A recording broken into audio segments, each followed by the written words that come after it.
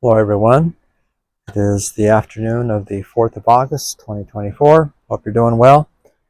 Um, the surgery that I was supposed to have tomorrow has been postponed. Got some other issues that I want to get through first, so not real happy about that. It was kind of last minute. Just yesterday morning, Saturday, they told me it was canceled. Um, so that means I get to continue working on my car in the meantime. One thing I did a couple days ago, I looked underneath the car and discovered that expandable freeze plug that I have on the left side of the engine, the one that has that rubber expansion plug on it, was leaking, and I didn't know. So I was actually looking under there to see if the steering gear was leaking, and then I noticed that. So the steering gear is not leaking, as far as I can tell, which was good. It shouldn't be. Um, but anyway, I just had to get the car up on the ramps and get a 1/2 inch wrench on there and tighten that freeze plug back up. This is something I'm going to have to keep an eye on. I don't really want to put Loctite on those threads to keep it from loosening, but I might have to, or maybe I can just use a lock washer on it. I kind of thought I had, but I guess I didn't. But anyway, I didn't realize that thing had come loose, so I tightened it back up, and it's fine now. Um, I'm waiting on my drums to come back from my mechanic. He's going to turn them just a little bit to make sure they're round. I don't want to take too much metal off of them. And then my new brake shoes and hardware kit for the self-adjusting mechanism should be showing up in the next week, this coming week sometime. My refurbished clock should be here tomorrow, Monday. Um, Oh, and I wanted to let you know that I created a post today. I took the time to document all the various places that I've bought parts from in the past year plus as I've worked on this car. A lot of the names you'll recognize, some you may not. I tried to put links where I had a link. I might have just given you a name and told you to search on Facebook for them. But anyway, I've been wanting to put that list together for a long time, so I finally took the time to do that. So it's out there under the posts thing from my homepage on YouTube. You can open it up and see the post. It might be of some use to you. And the only thing I got planned today, right now, is to work on my retractable seat belts a little bit. They actually work better now after I'm using the car on a somewhat regular basis. I've noticed that they both come out of the holder just fine. When I first got the car, they were kind of just stuck and they would stay out. So I guess just using them kind of loosened them up. The reason I want to look at it some more though is because on this side there's a switch that controls a light on the dash over there for it's a seatbelt warning light, and it doesn't come on at all. So it's supposed to be on when you start the car, and then when you pull it out all the way, it turns it off, and it stays off until the next time you start the car. It starts the cycle again. And when I first got the car, that light was on, and the seatbelt was always hanging out.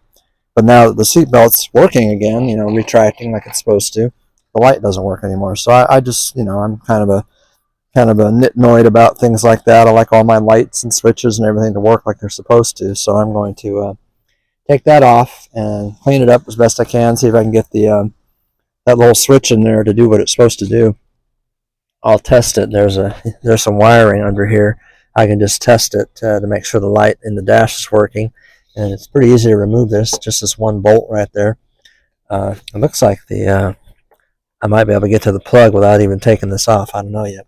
Anyway, I'm gonna see how that goes and get that working a little better, hopefully. All right, this is a 13/16 bolt. It came out pretty easily. No rust or anything, which is always nice. You can see what it looks like here. Here's the plug, so I'm going to get a jumper wire here and test that, see if the light goes on and off. And here's the switch, which is internal to that mechanism. I don't know how far I can get into this or not, but we'll see what happens. So theoretically, I'm thinking when I unplug the switch like this, the red light on the dash should be on. I believe that's how it's supposed to work. So let's test that out. I've unplugged it now. I'm going to turn the ignition in the on position, and we'll see if this light comes on here or not. Bingo, there it is. You can see the belt light clearly on. So now if I go sort out that connection real quick, I don't know if I need to leave it shorted out or if it'll just go out and stay out when go together here like this. Okay, I just heard a click under the hood. That was a relay. So, and the light is out. And I do believe, if I remember correctly, there is a specific relay just for that warning light.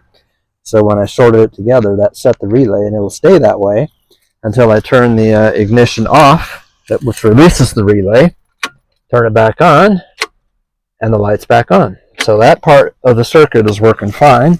I thought it was, so now I just need to focus on the switch itself as part of that seatbelt assembly. I don't think I've ever taken one of these apart before, so we'll see how that goes. Turns out it was pretty simple. All I had to do was grab it with one hand and pull with the other, and it came right out of there. Now this part here doesn't want to slide through. I could probably force it out, but I don't think I really need to do what I'm trying to do here. So I'm going to continue to see if I can disassemble this completely. So the one side has something printed on here that says "Do not remove." So I have to assume that's probably where the spring is. I don't see any such nomenclature on this side, so I'm going to attempt to carefully pry this apart. I don't know if that's going to work. It doesn't look like they're really held all that tightly in there in those holes, but we'll give it a shot here. All right, I've made some progress. I managed to pull these out, these plastic ones out. There's only two of them, but there's like almost like a rivet. It doesn't really look like a rivet on this end, so it looks like I should be able to just push it out. And what I can see inside here, inside this housing, doesn't appear to, be any springs going to shoot out or anything to worry about. So I'm going to continue on here. So I took a small little punch. What do I do with that little punch that I just used? Here it is. I took this little punch here, put it on my vise to hold it, and then I just gently tapped on it until it broke loose. So now you can see that it's completely loose. I'm just hoping, there we go. And there's the switch. So I don't know if I'll be able to do anything to fix it, but we're going to find out. I just noticed that this screw actually adjusts. You can turn it in or you can turn it out. It moves independently, which tells me that this screw is what makes contact with inside here. And these internal contacts is a very simple switch. So it may just be that it just needs to be turned out a little bit. So I'm going to see if that might be the simple way to fix it. Okay, this is what I discovered. I took this switch out to the car, plugged it back in, and as expected, when it's sitting like this, the seatbelt light is on. I thought maybe by just touching contacts inside there, that would sort it out or connect, the two circuits and set the relay under the hood, but it didn't. So I pressed a little harder right in the center. I discovered it's actually a push button switch. So don't know if, let me see if I can demonstrate what I'm talking about here.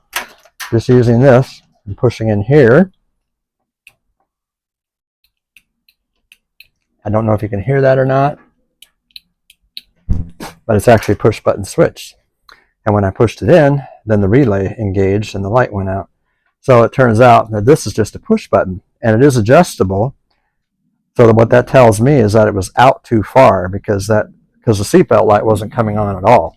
It was out too far. So what I need to do is turn it in a couple turns, because I don't really understand how this works. I'll be honest with you. This is kind of a mystery to me, how this actually works. But it has something to do with this and this adjustment as far as pushing into that hole there. So I'm going to fiddle with that right now. As soon as I sat it down, I realized how it works. This part here is stationary. It doesn't move. So that holds this in place. So as you're pulling out the seatbelt, this moves in and out, back and forth. So I'm going to lubricate these threads too a little bit so it can move a little easier. And so, yeah, it does have to have an initial adjustment to work correctly because right now it's out too far, I believe, and that's why this isn't the seatbelt light doesn't come on in the first place, because it's already engaged and it shouldn't be. So I'm going to fiddle with that adjustment, see if I can find the sweet spot. I don't know if this is actually going to work, but I wanted to demonstrate what actually happens when you hold this. It's pretty ingenious, actually. So right now I've got it screwed in pretty far. So if I just hold it, just like the switch would hold it, and then I pull down on it, if you look closer, you can see it's coming out. And that's how it engages the switch. When it pushes out far enough, it turns the switch or presses the switch, and once it's engaged the first time, it doesn't matter if you retract it or whatever. I think that's just ingenious how that works. It's really cool. And I lubricated, with WD-40. I sprayed in the moving parts as best I could, so this thing will work a lot easier than it did before. But I just think that is so cool. Of course, now I got to set it just so before I lock the cover back in place and hope that I got it. So we'll see how that goes. Oh, I love it when a plan comes together and actually works. I really had no idea how far to turn in that screw, so I just turned it in fairly far, and then I snapped that cover back on. The little plastic tabs are holding it in place. I still got that metal rivet to put in.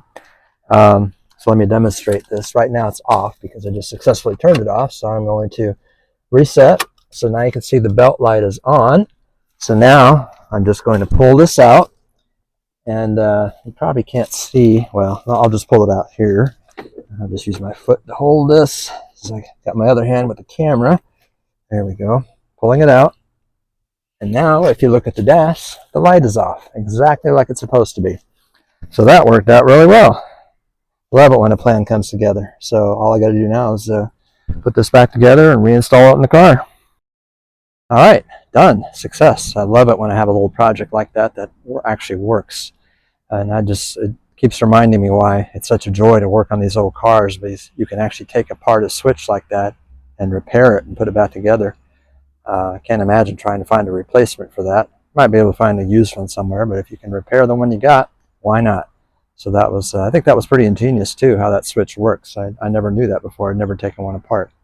So that's it for today. Short update. Have a good day.